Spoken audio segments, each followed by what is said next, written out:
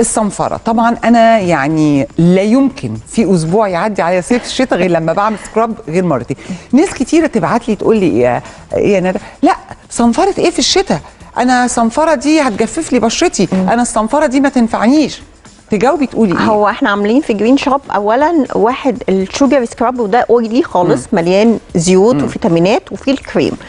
هو لو واحده بعته وبشرتها هي هتبتدي الروتين بتاع بشرتها وبشرتها جافه، لازم ترطب بشرتها وتعمل عنايه جدا بترطيب عميق ومكثف لمده لا تقل عن اسبوع قبل ما تعمل اي نوع سكراب. اوكي تمام. بعد كده في العادي بنعمل السكراب بتاعنا مرتين بس. لو واحده بشرتها دهنيه فيها افراط في الدهون في البشره تستخدم سكراب كريمي، انما ما يبقاش عندي افراط دهون في البشره واعمل سكراب باويل كتير واحطه على الوش.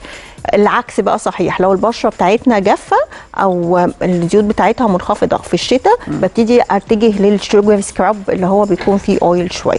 يعني يا ندى لازم نعمل سكراب في الشتاء؟ لازم نعمل سكراب في الشتاء عشان القشور، لان في مشكله من ضمن المشاكل برضو اللي هتخلي اي لوك اي واحده بتحطه على وشها هيديها لوك مش حباه، القشور اللي بتظهر في البشره.